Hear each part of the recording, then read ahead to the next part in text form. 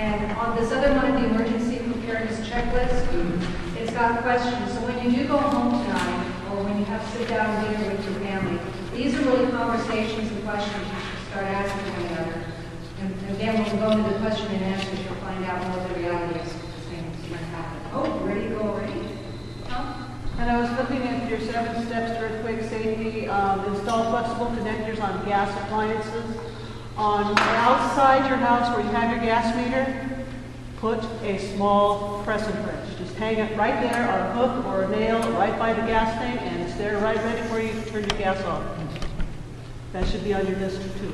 This is a video that is an animation of a scenario about what this quake would look like. The scenario is it takes place off the coast of Brookings or Crescent City.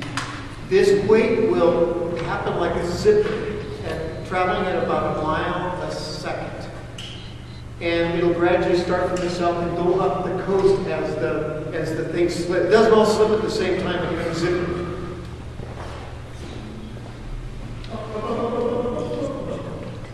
You better understand. Help me stay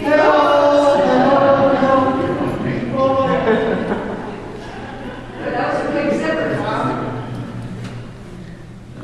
So see the scenario? Here is, I don't know, this is bent. This is off the coast of Brookings, and each of these waves is the shock. The first is, the orange ones are stronger. But as you'll see, as it zips north, this is the tsunami wave that's heading to the coast. So literally, once it stops shaking on the coast, they have very little time, maybe 10 minutes to get to high ground. Since we're about 250 miles, I think, from this epicenter, that's about how many seconds it would take. But you'll watch as it unzips it, it's like pebbles in a pond. You don't just get one shake, but you start getting it from different angles, and when they come from different angles, it's more destructive. There's the first one hitting Bend. So what do we feel with I heard James Roddy said here in Central Oregon, a 9-point off the coast would be equivalent to about a 7.5 here. We're talking, assume all bridges are down and power will be off for a long time.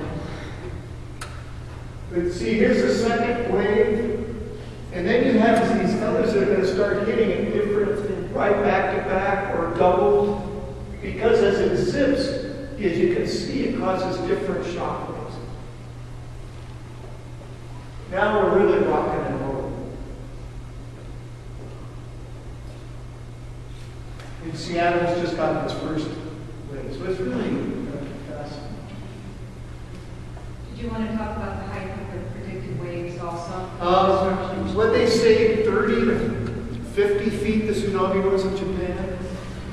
It will be comparable. Think of Seaside, or Tillamook,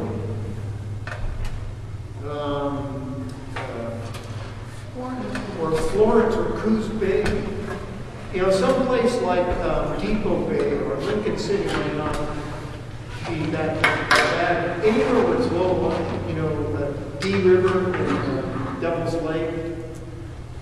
We're talking not much time and major damage. The Red Cross assumes with emergency personnel that every 10 miles on the coast will have to have an emergency shelter because people won't be able to walk any further than that because all the roads will be gone. So we have pre-positioned, I think now, 10 trailers on the whole coast, each one of them having 100 cots. So that's 500 cots. And the coast is 300 and how many miles? So that's 30 shelters we need to be ready for. So how many minutes is it taking for that first ring to hit our area? This is going faster than it actually would because it's traveling at a mile a second. And I'm not sure. I think it's 250 miles. That's 250 seconds, so that's 4 minutes before the person. and we start getting This is going faster than it actually would, so the earthquake that was in here would actually last longer than what you're Correct. seeing on But see how we're still not stopped? No. So James Roddy, the geologist, thinks this will shake from 4 to 6 minutes. You know the San Andreas, they last maybe a minute. It's a different animal. Okay.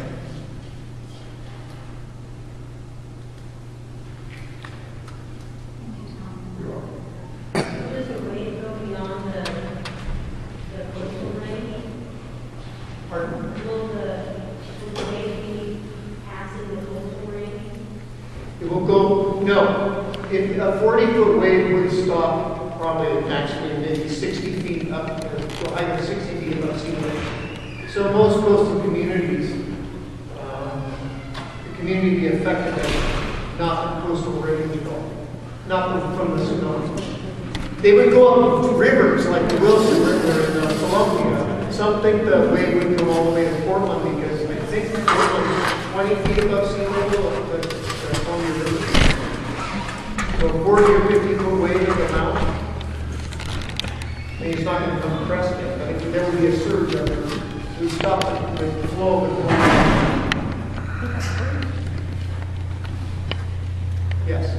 Now, will that affect, like, South Sister, Gutenberg crater? I don't know that. I'm not a geologist. But James Roddy said the bulge on the side of South Sister will not be our big problem.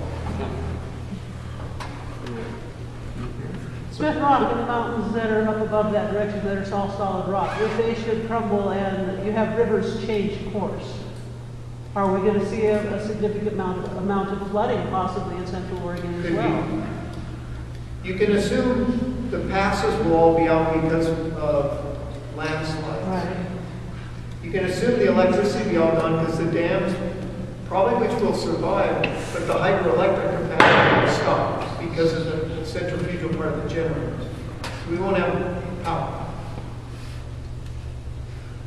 The cell phones, towers will come down. We won't have cell coverage. The water will stop coming to our houses. This is a mega event to which we all need to put on in our futures. So Tom, that's an excellent segue then to Chief Moore, because Tom is looking at the big picture, and now we have our community fire chief who will be telling us the impact of both. Thank you, Kathy, and thanks to Tom. I'll tell you just a little story before I get started. I would say in the last 2 months, Redmond has been sitting here and been pretty quiet about emergency preparedness. And our mayor listened to a presentation that Tom did, I believe, over Portland. And our mayor acted on that immediately. He came back to town, and my phone started ringing. And he started meeting with certain groups to see if he could get the ball rolling. Bob, you were part of that.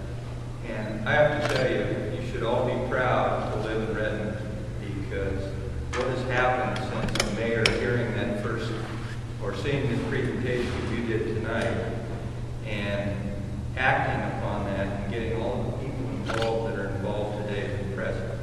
And it should be reassuring to each one of you as a citizen. I can't thank Kathy Miller enough. She mentioned she's part of this CAB group, which is grassroots. I was raised in Redmond, lived all my life. And this community has always had people like Kathy, very fortunate. So we are in very good hands with the support and volunteers of the Shack. The last thing I want to add before I start sharing with you what Redmond Fire Department is doing is that in emergencies or disasters like this, it takes all of us. There isn't any one fire department, police department, or Deschutes County Emergency Services Coordinator that's going to fix this. It's people like you that have taken the time to come here tonight to learn. And if you take a look at the coastal communities of Oregon, I think they do an outstanding job. They do it with CERT teams, community emergency response teams and volunteers like yourself. So thank you for coming tonight. What I want to talk about is what Redmond Fire and Rescue is doing as part of or a component of emergency preparedness. And one of the things that we are doing right now as we speak, about a year ago, we applied for a grant through the state of Oregon and the federal government to prepare an emergency operations plan. Every community should have, by law, an emergency operations plan. And we are currently in the development of a brand new one, so that's very exciting. One of the very exciting components of that, of our emergency operations plan, is what I call the NGO, the non-government organizations. And that's people just like you, people like Taproot, leadership like Kathy providing, people on this panel providing, and the people that really get the job done, right? And a good portion of this emergency operations plan will be devoted to this. Without that component of the emergency plan, we wouldn't be successful as a community. So what is our role in the overall in an incident like this? We're going to be out just like everyone else, trying to probably not in the evacuation phase, but taking care of the sick and the injured. That's really what we do. 80% of our difference is providing support, first aid, medical attention when required. What is also slated for this in this Cascadia event, and I don't know how many of you know this, but the fairgrounds is designated as one of the destinations for all of these people from Western Oregon and Florida. And it's a place that can hold a lot of people with emergency power. As we speak, or as I speak tonight, we have people involved in our organization as part of that group or committee that is currently working on what that plan looks like. Our airport is also designated by FEMA as a backup airport or reserve airport should something happen, because Portland International probably would be the first one to go. And there's a lot of military resources there. This airport becomes very key to its success in its family. So Redmond Fire and Rescue, we're preparing this emergency operations plan. In this plan, it certainly deals with how to deal with fires and wildland fires. We're very fortunate to have Katie here tonight. She does an outstanding job with her Project Wildfire. But there will be a component in that plan for wildland fires, what we call mass casualty incidents. And Kathy had mentioned at the beginning, on June 2nd, we are having a mass casualty incident. We call it mass casualty, MCI, mass casualty incident or multiple patient incident. One of the things that we train to at Redmond aren't disasters like this. They're far and few between. But what do we have to deal with on a daily basis? We look at transportation type emergencies that would really tax our resources. An airplane crash, a bus accident, a hazmat incident on Highway 97. So on June 2nd, we are going to exercise our mass casualty incident plan with all of the local hospitals, with the St. Charles Medical Center, all of the local fire departments, police departments, and that drill will be conducted out at the fairground. Now, typically that's not, and this is not scheduled as a public event. We've invited some particularly these people, Kathy and her team, to come and watch that, but for a lot of reasons, we typically don't open that up to the public. We'll have the media there, certainly, to support on that. But I want to let everybody know that we are exercising that program. That program is going to be on a smaller scale on the 2nd of June, but it's the same types of practices or techniques and strategies that we would use in something of this magnitude. Some of the other things that I can tell you and reassure you, the fire department is doing we are in the process in the downtown fire station of setting that up as a communication